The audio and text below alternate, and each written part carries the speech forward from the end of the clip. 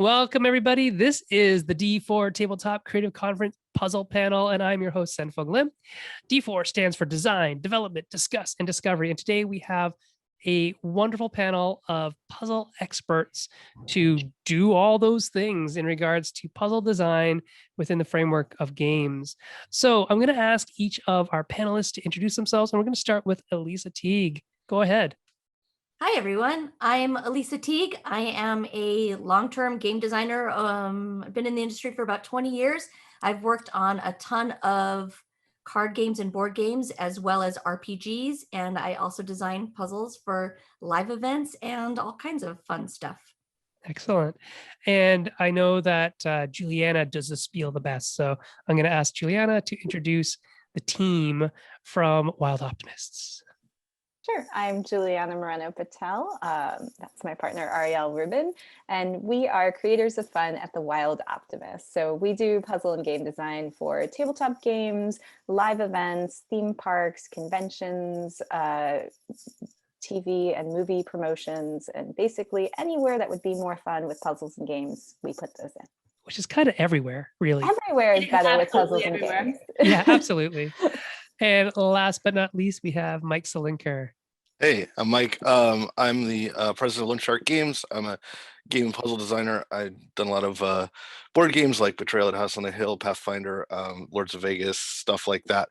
Also was a creative director for Dungeons and Dragons. And on the puzzle side, I did a book with Elisa called The Maze of Games, which is an interactive puzzle novel. I did a book called Puzzle Craft, which is how to design every kind of puzzles. And we got a new line of puzzle comics coming out, starting with Letters to Margaret in the fall.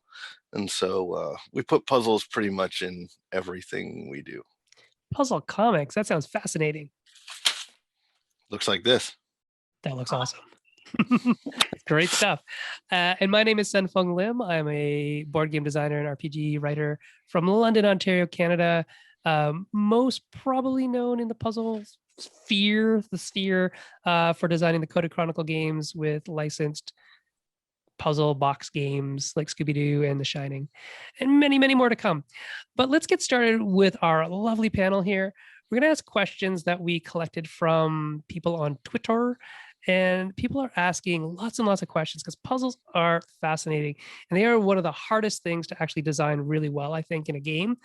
And we have four masters of doing that in the room right now. Yeah, okay. We have five. I'm not counting. I actually do most of the writing, and Jay does most of the puzzle design, to be honest. Sure. How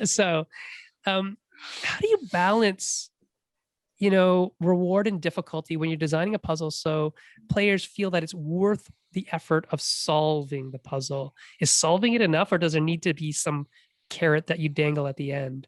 I'm going to point that one towards Ariel because she hasn't talked yet. What do you think? Dangerous. So I would say that what we look at when we're designing puzzles is innovation more than difficulty level, because when you're designing a puzzle game, a full game, which is generally what we do, or a quest, you want to do different levels of difficulty as you go through. So generally, like, you want to start with something really easy, so people are like, yay, I'm smart, and they trust your game, because having trust is really important from the players. And then you ramp them up. Most difficult puzzle happens just after the midpoint, and then when people are getting stressed near the end and really have to finish, you do some easier puzzles again. So difficulty level, I think, really depends on where you are, but innovation is where you can make people feel smart and feel like a hero and really love the puzzle. If it is something that they haven't seen before, if they get that, like, oh my gosh, I got it, and this is so cool, and this is like, even if it's not a totally new thing, if it's a new take on a thing, that's, I think, where you get the most player response and the most player love. Excellent. Mike, what do you think about that? How do you balance reward? I mean, the key here is that we're all kind of masters at managing frustration. It's kind of our main tool, is that we can sort of, especially when you're like sitting opposite somebody, right? You can sort of figure out where their sort of pressure point is for whether they'll be enjoying themselves and want to continue and explore and so forth, and when they just shut down, when they don't want to go any further, right? So it's trickier for us, obviously, because we're doing this not just in a space where we're opposite like 5 people or whatever in an escape room. We're dealing with thousands and thousands of people at once that we don't get to see. So we try really hard, I think, to just find that moment, that sort of average moment when people are really excited about pounding the wall down, but not yet. So they haven't looked at their fist to discover they're bloody yet. Right. And so it's a tough balance, but I think it only comes with experience. But I think the most important thing is to just know that that's the war you're waging, right? Is that you can lose people fast with puzzles. So you have to be like right there with them the whole time, making sure you have things like hint mechanisms and timed releases and just everything else that all the tool set that we have to just make sure that people are still enjoying what they're solving. Right. And Elisa, from your perspective, how do you ensure that the experience is still enjoyable, even when a person is maybe not currently able to solve that puzzle? What tricks and tools do you use? I think it depends on the audience, and I'll like meld my answer of this with the previous question, which is, it depends on, again, your audience is going to determine the type of reward that you want to give. There are puzzle audiences out there that will buy a book like the one that Mike and I did, Maze of Games, and their reward is the aha moment. Right. Their reward is that final breakthrough after a long time of frustration. They're expecting frustration. They don't want puzzles to be easy. In fact, if you make a puzzle too easy, it takes that reward away from them. And so there's a balance there. And then, I wrote the puzzle section of the new Dungeons and Dragons book, Tasha's Cauldron of Everything. And so those puzzles are made for in-game, in a tabletop role-playing game to be dropped in. And those people aren't necessarily expecting puzzles. They're expecting some sort of conflict, whether it's combat or, a trap to get past, or a puzzle, but they're not expecting it to take a long time. They're expecting to work together, and the reward is not really the aha moment. It's a little bit, but really the reward is moving on, getting that next nugget of information, whether it's a clue in a larger puzzle or it's some sort of intrigue that you're setting up in the story, or just merely getting out of the room that they're stuck in. That's the reward. So you want to balance things a little bit depending on what your audience is. When it gets very frustrating, I do have techniques to set up hint mechanisms, sort of like what Mike was saying. Again, depending on the audience, when you're doing a massive ARG, there are always clue systems involved where finally the people pulling the strings behind the scene will be able to, drop in hints here and there and be able to move the group along when they see that there's frustration happening or if there's a stop in all of the action. But in something like a Dungeons and Dragons game, the dungeon master or the game master running the game needs to be able to have a way of moving the group along if they can't. And I build in things like dice rolls based on skill sets that your character would have, or maybe your character's race or class has something inherent that they would know about the thing that the puzzle is about. And I teach that in that section in that book on how to trickle out little tiny clues without taking away the aha moment, because again, that moment is its reward in itself. Right. And so Ariel and Juliana, I know that your initial entry into the industry was a escape room in a box. How do you do hint systems in an escape room in a box where you don't have a dungeon master, where you don't have an ARG system? How do you do it? So we built in, the initial games came with a hint booklet and an answer booklet, which would hopefully nudge people in the right direction. And while we didn't have, a DM who might be able to remind them or give them hints along the way, in addition to having that book that you get at the beginning, so many groups would look at it in the beginning and say, we're not going to need hints, and just throw it aside. And then, get, 45 minutes into the game and be stuck. And so we would put in actual reminders throughout the game, through the various gates of like, oh, you get a free hint. And then they're like, right, hints, we have those things. And they would be able to go back.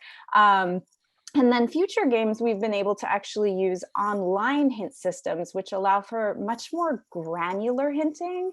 So if you know that you can click through 3 or 4 various steps, that first step can be just a very gentle nudge, because you always want the player to feel like they're the one who solved it and accomplished it. They never want to look at a hint and it just hands it to them on a silver platter. So the more granular your hint systems can be, the more your players are going to feel like they're the ones who have accomplished it. And, as everyone said, so often just that solve is in and of itself the reward, even if there's something they get after knowing that they solved it. That's really what I think people are doing puzzles for. Now, Ariel, go ahead. Did I somebody can else? answer the next question too, but I was going to hop in and say, I think, one thing both with how you do a hint system, we're talking about, we've been talking about, it depends on your audience. It also, of course, depends on what you're doing. If you have a DM, if you don't, if you're online, we did the premiere for Without Remorse for Amazon, and it was like it was a virtual room with a chat going where people were putting in the puzzle answers. So in that one, we were able to, have a mole in there who could just say, oh, maybe we should look in that direction, or, just very little things. So people still had that moment. But back to Mike's metaphor, which I really like, the people pounding on a wall and you want to stop before they're, oh, I'm hitting my microphone there. Hopefully it wasn't loud. Before they get bloody. I think it really, for us, it comes down to play testing, right? So it's testing those puzzles, watching people play them and saying, okay, this is the point. And even more than their feedback, it's watching people. Yes. When do they get frustrated? Okay, what can we do at that point? Or, is there a hint we can give here? Oh, that hint did not make them feel good. On the next group, if we have to give a hint there, what do we do? Or everyone's kind of doing this puzzle this way, which wasn't what we initially expected. So either we should change the puzzle to be that thing that everyone wants to do, or we need to alter the puzzle in some way so that they're getting the cool reveal or whatever that we're going for. So I just think a lot of it comes to play testing with the goal that as few people are taking a hint as possible. Right. It's not going to shorten the puzzle or make it easier. It's just going to make it more enjoyable to do. Yeah, the experience is going to be better. We talk about it being more like satisfying. Yeah. We just want the puzzles to be more satisfying. Like a Snickers bar.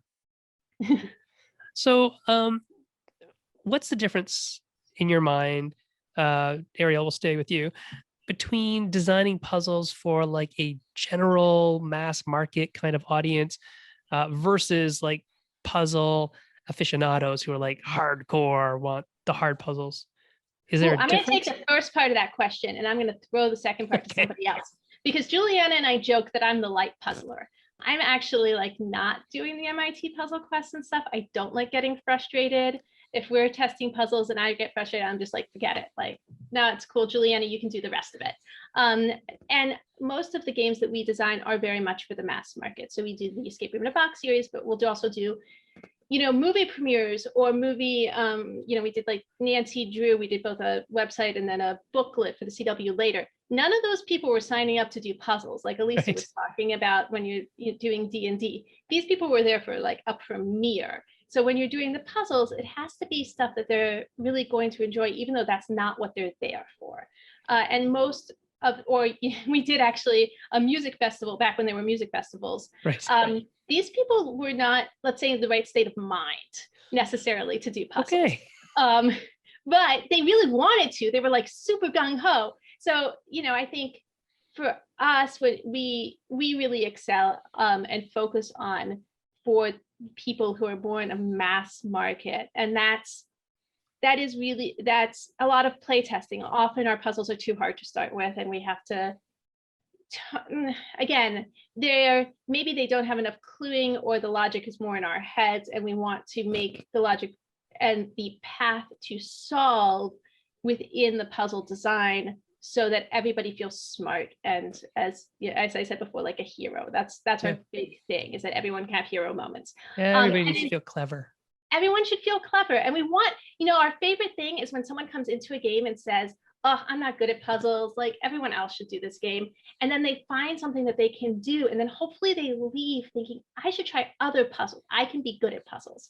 And often that is one of the women in the group. So that is also something that we're, very cognizant of, is trying to, these are for everyone, and it's fun for everybody, and everyone can and should play. But harder puzzles, which I theoretically could design, but I don't even like playing, but are awesome. And so many of our friends are so good at them. And so is Juliana. One of you answer that part. One more thing I want to say on the quick, easy mass market puzzles before we move on is I think it's often a question of timing and quantity. So our games have generally a lot of quick puzzles in them because a more mass market audience is looking to come, their frustration point is much lower. So they're looking to come in, maybe put together one or two things and solve it. Whereas when you're doing these very complex puzzle hunt style puzzles, they often have multiple levels. Even figuring out what you're supposed to do in the first place is the first step of the thing. And that might take you you might do one puzzle and it's going to take your group of people 2 hours to even start making headway on that puzzle. Whereas in 2 hours in one of our mass market games, 30 minutes ago you finished and you've already solved 20 puzzles. So it's about having that much lower frustration point with just the kind of quick, fast, satisfying reward. That's an interesting way of looking at it. I really like that. Mike, what about the puzzle aficionados? What about those real hardcore puzzlers? What's the difference in designing for them? Well, you should start by understanding that there's 75 million people who do the New York Times crossword puzzle, most of them women. That there's 150 million copies of Bejeweled on phones. I mean, puzzles are solved by literally everyone. And there's very few people who don't have who have any sort of association with games, who don't have some ability to solve puzzles, even if they won't let themselves claim it, as Ariel was saying. But yeah, then there's a whole different set of people who are frequently when we do alternate reality games and stuff like that, it's basically the entire internet against me. Right. And so those people, and it's obviously not the whole internet, it's 4,000 people, but those 4,000 people are pretty rabid when they're Elisa actually and I really got to know each other because she was on the other side of one of my games and she beat it. And so, I had to deal with her every day. Sorry. It wasn't there not to be solved, right? Yeah, so we're opening a museum in Washington, D.C. Later this year called Planet Word, and we had to face this exact dilemma. So the museum is all about words and wordplay and stuff like that. And so we're doing a giant room, which is all about word games and puzzle boxes and stuff like that. I think it'll be essentially the largest escape room on the East Coast. And Lisa has been helping design for that. And we immediately hit the question, all right, this is a museum that's going to attract a lot of kids, right? A lot of families, stuff like that. But when I say the sentences I just said, those thousands of puzzle people are going to come out of the woodwork.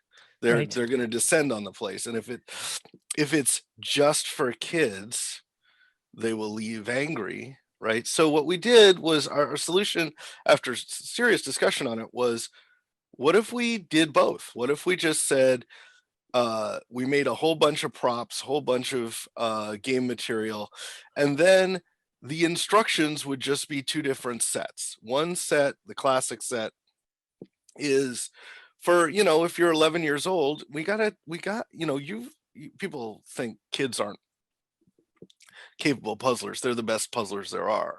Every generation is better than the one before at puzzle solving, and this generation is insanely good. But what they don't have is knowledge. They don't have the volume of information, and they can't make the jumps that we can make based on having that knowledge. They don't have the ability to bridge two concepts and say, oh, it's over there. And so the classic version of these things just it holds their hand, it moves them through, it says, here's what you need to do. If you do that, you can move on to the next thing. Here's what you need to do. Whereas the expert version doesn't have any of those bridges. It basically just says, here's some stuff. I hope you're good. I hope you like stuff. And and where it's necessary, it'll give instructions. Where it's necessary, it'll give help. Sometimes even it'll give sort of pocket hint mechanisms. But fundamentally, if you choose the expert level, that's on you. Right? We didn't make your that choice. decision. We didn't make that decision. And so we don't feel responsible for the outcome of the hour that you just decided to put into this. And so and the classic book, by the way, is just sitting there right next to the expert book. If you decide for some reason You are not an expert? you're just not an expert today, nobody has to know. You can just open the classic book and look through it. It'll just tell you what to do. Yeah. No shame. So yeah, I don't know. You do have to accept that these two audiences are different, but only in the same way that, there are people who speak French and there's people who don't speak French, but we all love French pastries, right? I mean, we're all going to go to the pastry store and get the same pastries. So you just have to make it so we can both get to them. You can even do a puzzle about French pastries if you want. In fact, that's actually, now that you mentioned, I'd forgotten. Yes, one of the cases of Planet Word is about French cupcakes. Oh, I was even Are there actual I was talking about the French pastry puzzle event that you and I did together. Oh yeah, Jen Sandercock. So Jen is sorry, I'm going to go off on a tangent. That's okay. Jen, it's a really good tangent. Yeah, Jen Sandercock has made a niche for herself that I'm surprised no one else ever decided to make for themselves, which is she has staked out the edible puzzle space. And she has a book. It's called what is it? It's over there on my shelf somewhere. It's called the Edible Games Cookbook, and it's fantastic. And she did an event that Elisa and I attended. Why don't you describe how that went? It was a puzzle. It was a French pastries puzzle in which we were trying to solve a mystery, and the only things that we really had to go on were pastries that were put in front of us that had colors and taste. And there were different charts that we could look at, but we had to identify the flavors within the pastries to then move along through the clues to solve this big mystery. And it was very enjoyable. I love pastries, and it was a brilliant puzzle. And we were on the same, Mike and I were on the same team with two other people we didn't know. And I think we took second. And it was a lovely evening. The reason I asked Elisa to describe it was because the sugar hangover that I had was it destroyed my ability to function at the convention the next morning. Like I rolled in and I was literally sent back to my hotel room within, because I was bouncing off the walls. And Jen happened to come by during that period, and I just pointed at her and said, "Blame her," and we were both kicked out of the booth. And for me, that sugar fueled my next day. Yeah. Because I have a reaction to sugar, which is energy all the time. But yeah, I'm not sure. I'm not sure if you've seen Juliana glancing down. I'm pretty sure she's just ordering the book right now. It's fantastic. It's an absolutely fantastic Edible book. Games Cookbook. Sorry, I just wanted to grab it. There are puzzles for everyone, and to jump onto what Mike was saying, I have so many people that approach me, whether it's at conventions or online, Twitter, that say, well, I don't like puzzles, or my group hates puzzles. And my answer to them is always that you do puzzles constantly throughout every day of your life. You're doing puzzles. You just are doing the puzzles you think you're doing are bad puzzles. I mean, I hate to say it that way, but there's so many puzzles that are out there that are put forth as puzzles, and they're really not. They're not designed for people to solve. They're designed to stump you. They're designed to hurt you. Like even on, you see these puzzles that go by on Facebook where it's like, oh, I walked into a room and there were 4 chickens and a chair and a bench and a this and a that. And then, I left the room and then I came back in the room, but how many legs are there? It's like, none of this actually makes sense. Like as a puzzle designer, these things infuriate me because the information that is presented is not clear information. They're like red herrings all over the place in these. You can actually, interpret the document, like the documented information in there as different things. They make no sense. And those are bad puzzles. Those are designed to, well, either they're not designed or they're designed to frustrate. And that's not the goal of a good puzzle designer. Our goal is to put forth information to you that you can use and give you those moments of understanding. And we don't want you banging your fists against those walls. Yeah, we want you to solve those puzzles. Yeah, and I'm the customer that likes that hard puzzle. I will sit there. I love sitting with a group of people for 4 hours on one puzzle or longer because I love the experience. To me, that's just like playing a game. I'm hanging out and talking with my friends and we're working through things. I love that. I love running around, a huge room or, an aircraft carrier. I did that with Mike too. We do a lot of puzzles together, Mike. You do. We ran around an aircraft carrier. That was an insane day. Yeah, it was so fun. I mean, Yeah. I love that part of it. Some people don't, but that doesn't mean that they can't do puzzles.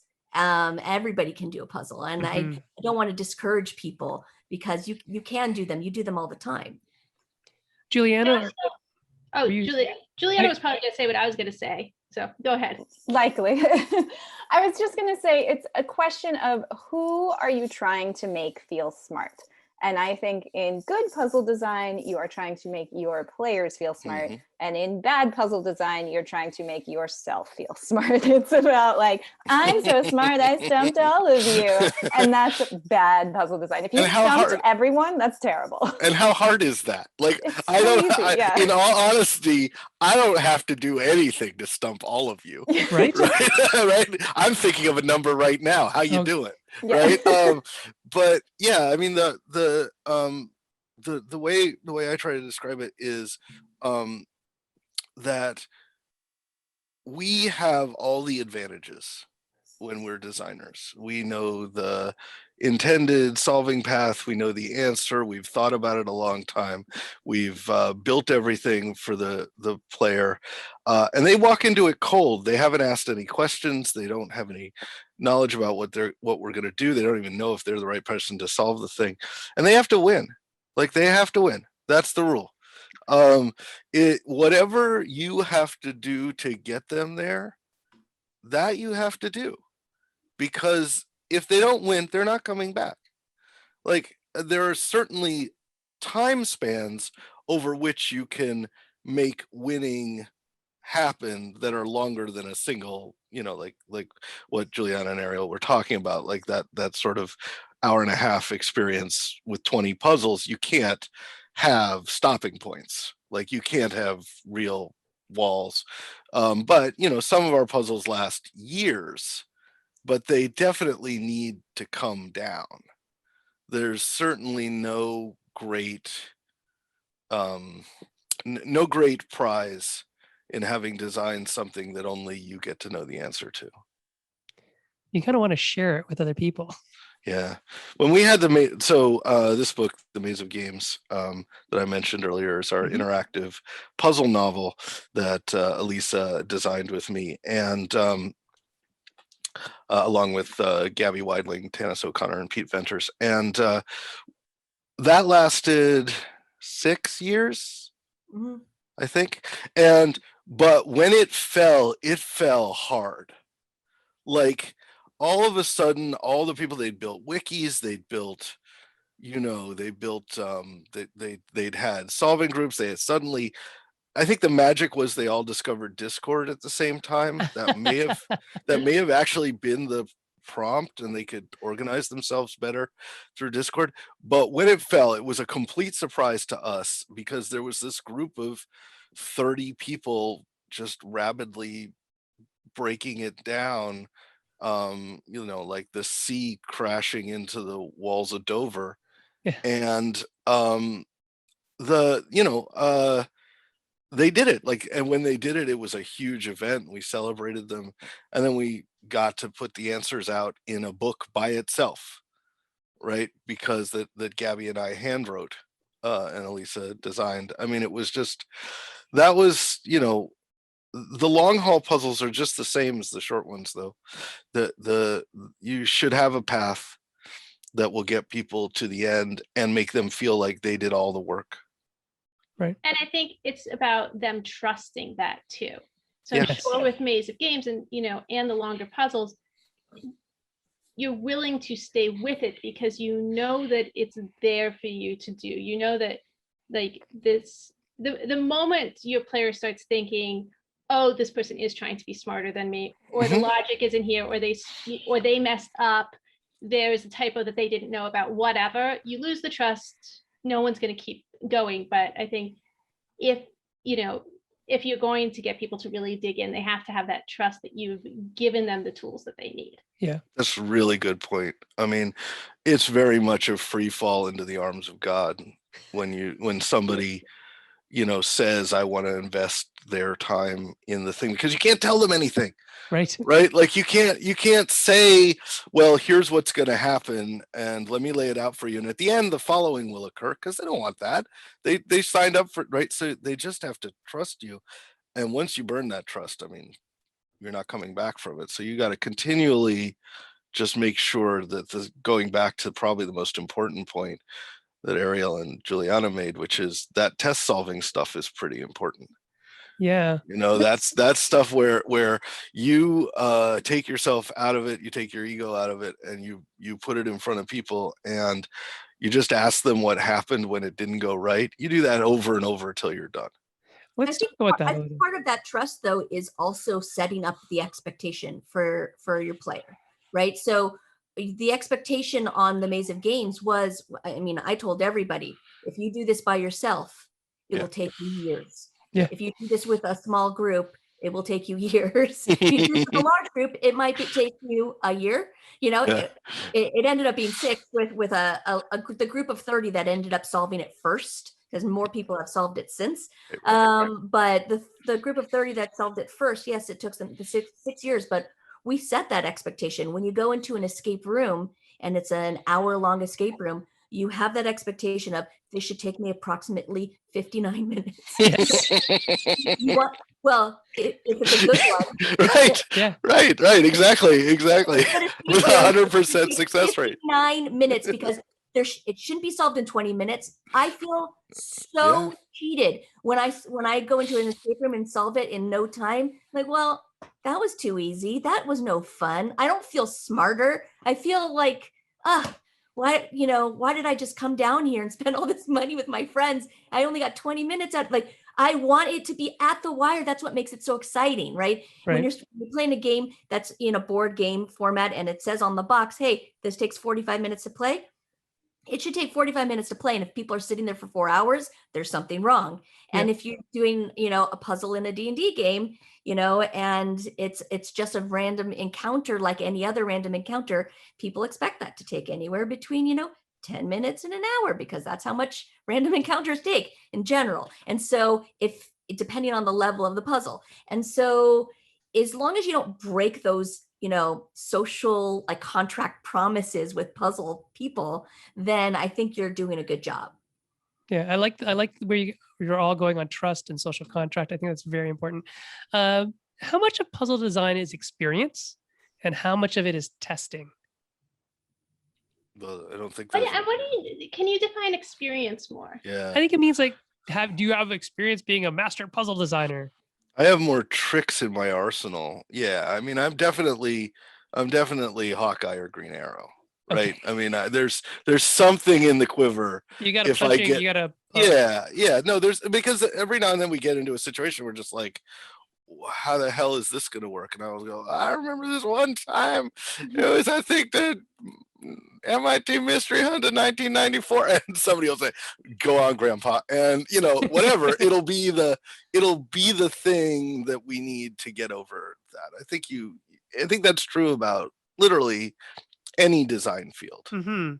Yeah, But I think that this is a really easy field to get into, and I think that the anybody should be able to take on nearly any kind of puzzle just design right out of the gate. Ariel? I think puzzles are made in testing. Good puzzles and good games are made in testing. But what experience has brought us is, I think our initial designs are better. As Mike said, if a problem comes up, we are able to come up with a better solution that then takes less testing. I feel like our first game, I don't even remember how many times we tested it until it was like some semblance of fun, let alone getting it to, an actual good place. Mm-hmm. Now, our testing has definitely gone down. For the most part, when our initial designs are more at the level we want them to be, players are reacting more the way we want them to at an earlier stage. But at the end of the day, it's still it's all still made in testing, because each game and each experience is so look, a tabletop game versus like we have a tour at the Santa Monica Pier versus a virtual event, like it's all completely different the way people are interacting with your puzzles. Yes. So the testing is, the same puzzle in all those different places might be taken completely differently. So it still just comes down to testing. Mm-hmm. Hey, Juliana, what are three really important things that you learned about how to test a puzzle? So I think number one is I think we touched on this earlier. It's far more important to look at what people are doing and how they are feeling than the words that they say at the end. Often when they have finished something, they're like, yes, I did it. Like, that was so much fun, like blah, blah, blah. And you're like, great. But I remember there were 30 minutes in there where you were hating life and it was the worst. And that was too much frustration for the sort of game that we're making. And so being able to really be paying very close attention to what people are doing, what they're feeling, seeing those instincts that most people have and being able to kind of play into those instincts where then people feel like they got something naturally. That's really important. And that's kind of the same as like, listen to the note behind the note. Like sometimes people will say, oh, this didn't work and you should change it this way. And you're like, well, you can't change it that way for 8 million reasons. But why are they giving that note? Yeah. And is there a solution to that note that's maybe not what they're saying, but what is that note actually speaking to? What is the frustration that they're trying to solve for? So I think that is kind of number one. Number two is knowing, I think one of the main things that I just learned as a puzzle and game designer is that people hate reading. And so knowing different ways to convey information, because everyone's brains work in different ways. And you can't just say, well, if they read it, it's there, because people don't read very much at all. So you need to be able to convey the information in different ways. And number three, well, I'll throw it to Ariel because, we're a team. Yeah. Oh, yeah, because you can think of one. It's cool. It's all good. That's why we're a team. I think number three for me is when you're taking those notes, not to be defensive. And that's actually personally hard for me. But to try to listen, and, these people have taken like time out of their lives to play test your game, and in puzzle games, that means they're not going to get to play the final great version. Mm-hmm. So it's quite a kind thing that they are doing. So even if they're saying the most ridiculous note that you never want to hear, and it's just awful, like it's still important to be polite. Excellent. So and that way they'll come back and play test more of your games, which is also important. So I think just as a general rule for play testing, that would be number 3. Excellent. Elisa, go ahead, Mike. Let me throw a couple things on there. The first is playtest feedback is not a dialogue. We're not in a conversation. We're not going to solve a problem together. We're not going to, at the end of it, come to a conclusion about how this would be different. All I want to hear is what happened, right? I want you to tell me what happened, and then I'll go off and do the work. And I don't need to justify that in the middle of my conversation to you, the playtester, right? I don't need to have you come away thinking that you solved my problem for me, because that's not your job. I just want to know what occurred. And so a lot of people, when they get into test solving, get very defensive, as Ariel is describing. It's a very hard thing to overcome. And I have one piece of advice, which is get over it. I mean, like there's a point at which you're wasting both people's time if you're in a dialogue over whether or not you did something right, because you didn't. Like it's clear, nobody has to dwell on it any longer. So now you have to go off and do that. Second thing is, everything takes longer than you think it will. No matter what, you misjudged the amount of time it will take to do the thing that you asked for people to do. It doesn't matter what you're making, that will happen. And so you got to be looking for those efficiencies during the playtest, right? You got to say, okay, the 30 minutes that Juliana just described of them hating life, you're watching really closely to figure out, okay, what were they doing in that 30 minutes? And how do I make sure that never happens in front of me again? Mm-hmm. And so, it's like, it really is about being attentive to the needs of your solver, because there's really nothing else that matters. Very good. Sorry to cut you off there. It's okay. Elisa, what's the most valuable feedback that you've ever received from a test player? And was his name Mike Selinker? No, it was sure not.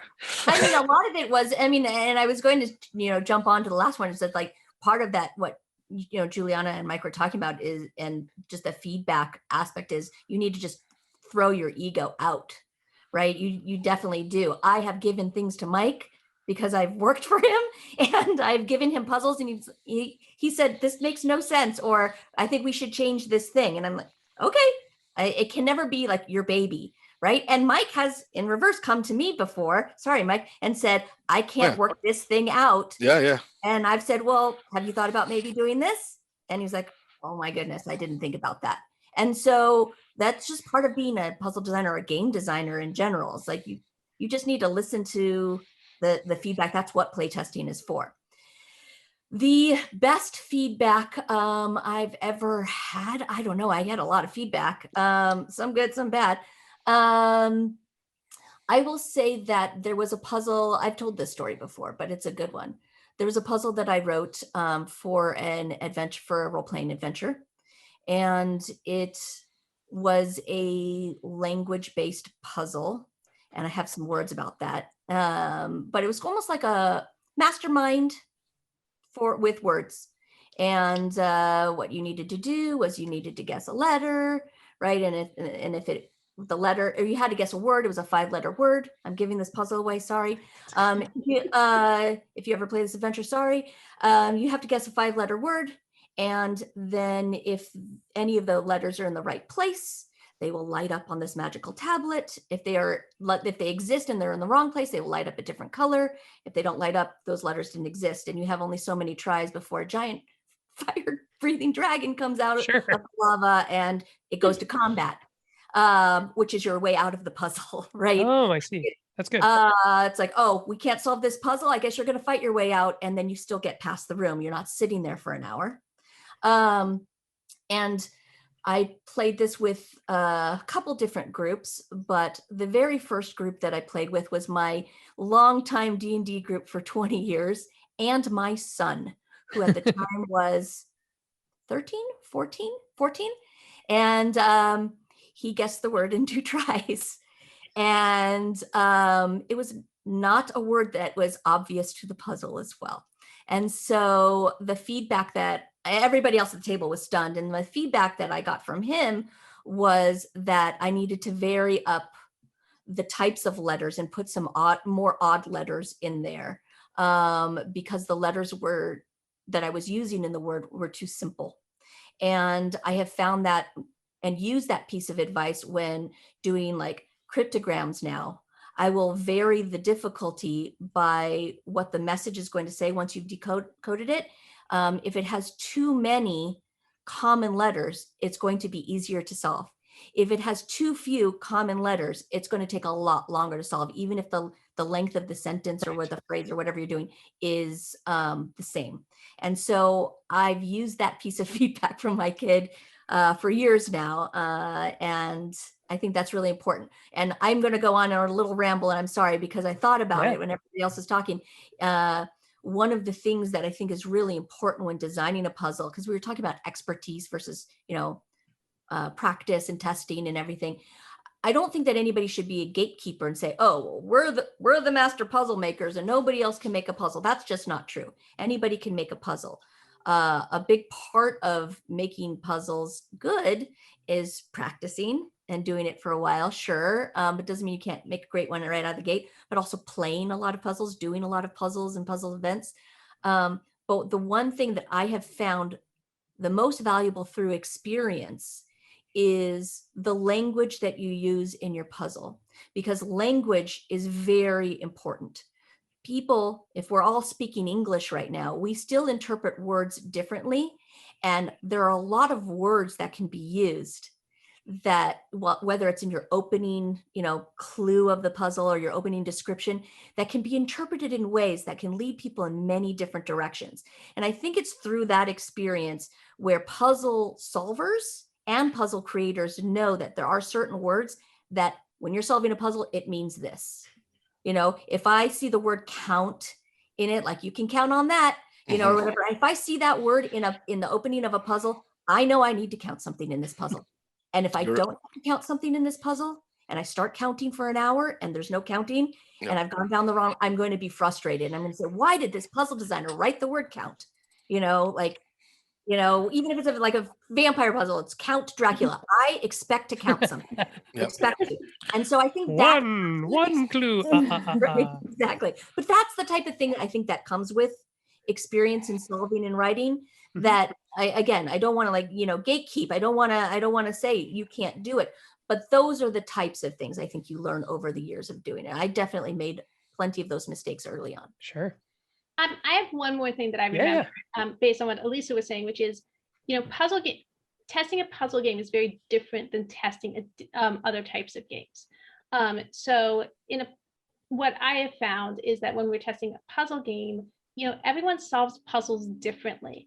So another thing I would say is be very cautious of making a change based on one play test, because if people misunderstand the words, but the next group might not. And if you change that word and you put in a simple word like count without thinking about it, that could have really cascading effects.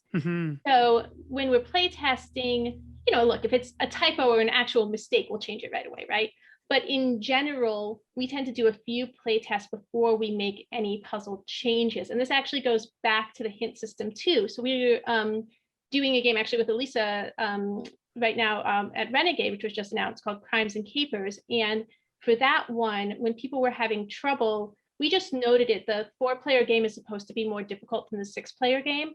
So then anywhere where people were having trouble, it was like, okay, do we need, the constant conversation was, do we need to fix this? Or do we need to put it in the 5th or the 6th character? So at the easier game, these puzzles are also easier. Or, they have the more information. And it was like, if everyone was getting it wrong, then we just fixed it. But if it was some people, and we were seeing it often, but not all the time, and it was something that people could get to logically in the harder game, we would give it to the 5th or the 6th character.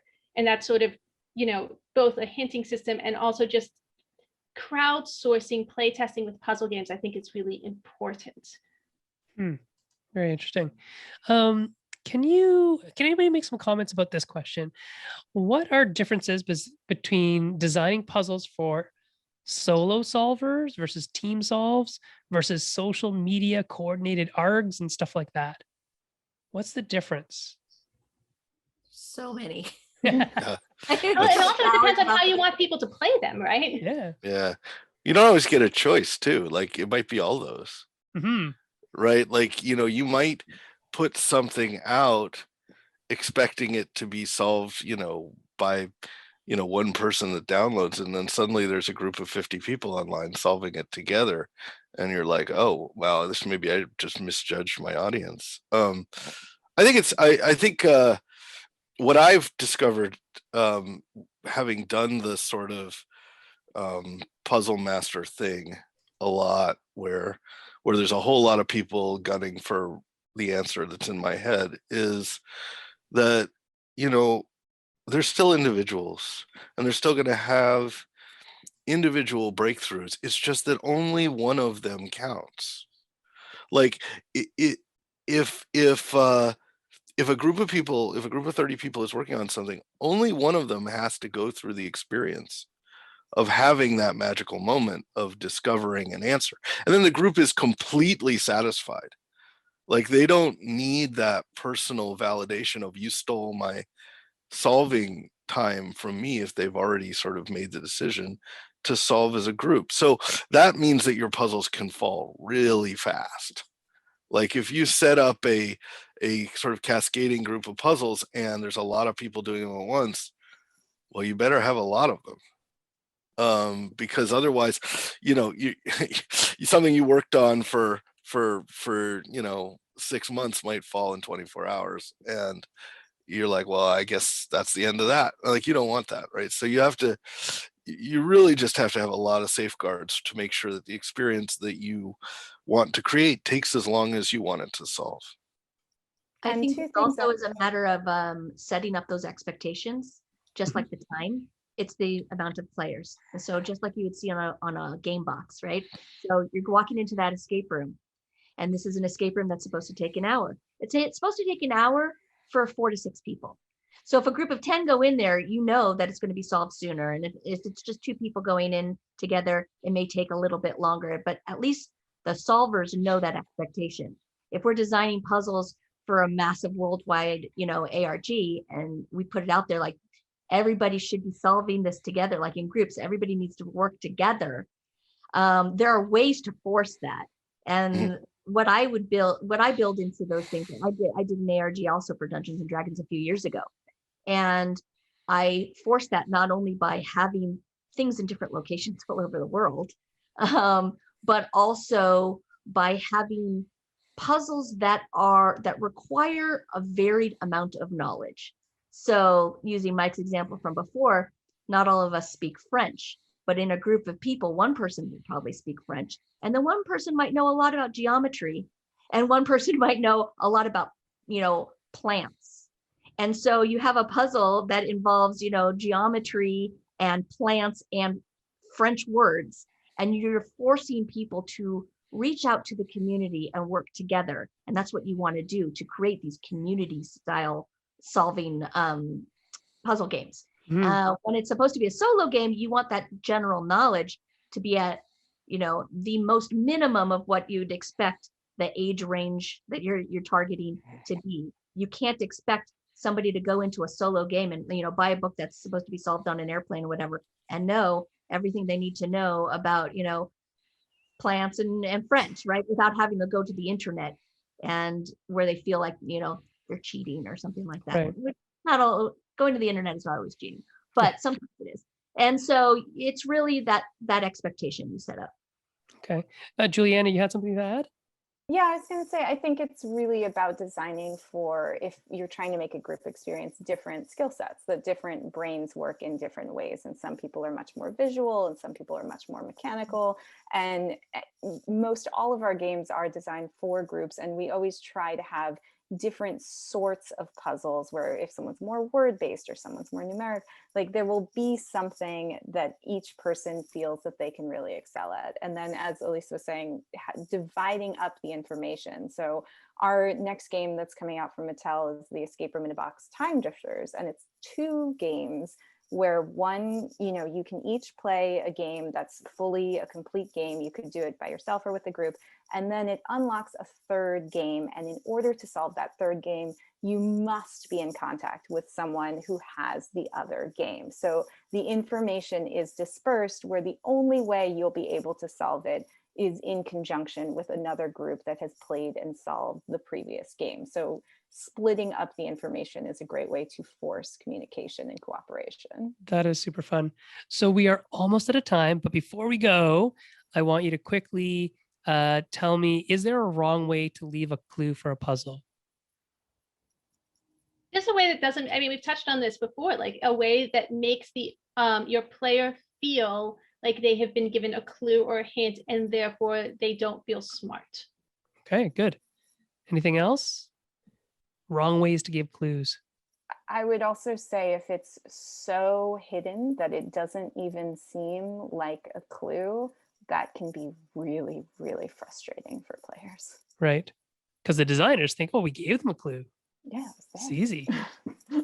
And then I had all these other red herrings that looked like clues but weren't. Like that. Oh, is red not good. herrings. Yeah. Good work. Yeah, we can throw those out. Everybody has opinions about these. I hate red herrings. I won't put them in my puzzles because I feel like that's what causes frustration. There's no to value of it. me. I mean, There's only one I- correct opinion to have on red herrings. Yeah. Yeah. Everything in your game should do something. Yes. Mhm. Yeah. Very cool. Well, thank you so much for all the time that you spent with us today, Elisa, Ariel, Juliana, and Mike. This is the D4 Tabletop Creative Conference puzzle panel. We're talking about design, development, discussion, and discovery of all the elements of what makes a good puzzle game. So thank you very much. Mike, if you want to sign off and let us know what's happening for you next, we'll go around. Start with Sure. Mike. Well, I basically spent the entire panel holding up books. Yes. So I'm going to hold up this one, which is if you want to make puzzles. This is Puzzlecraft: How to Make Every Kind of Puzzle by me and Thomas Snyder. It's a big book, and if this is the kind of thing you want to do, you can come and get all of our books at shop.loansharkgames.com. We'd love to see you there. It is an excellent book. Elisa, what's your sign off? I'll hold up a book too. I'll hold up Tasha's Cauldron of Everything. This has an awesome puzzle section. I say awesome. I'm tooting my own horn here. It's awesome.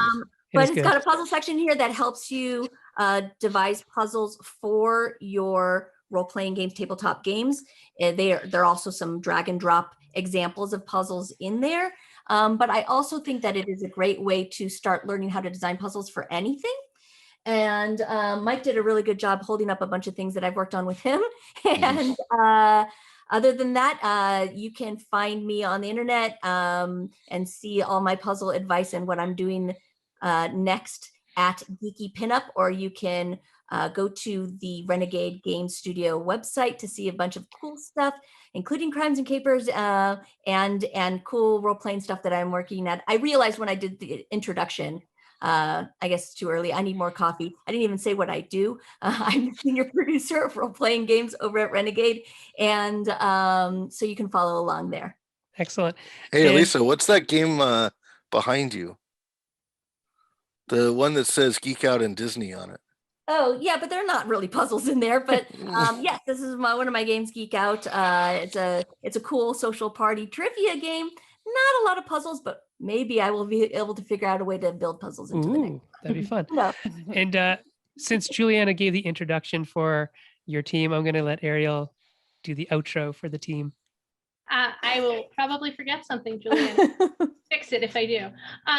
So upcoming this summer, we have the first two Crimes and Capers coming out. One is set in the 90s in a high school, and one is set like the late 1800s in a manor. These are our take on the old murder mystery game. So you can play a character if you want, or you can just solve it. And it has some escape room style puzzles.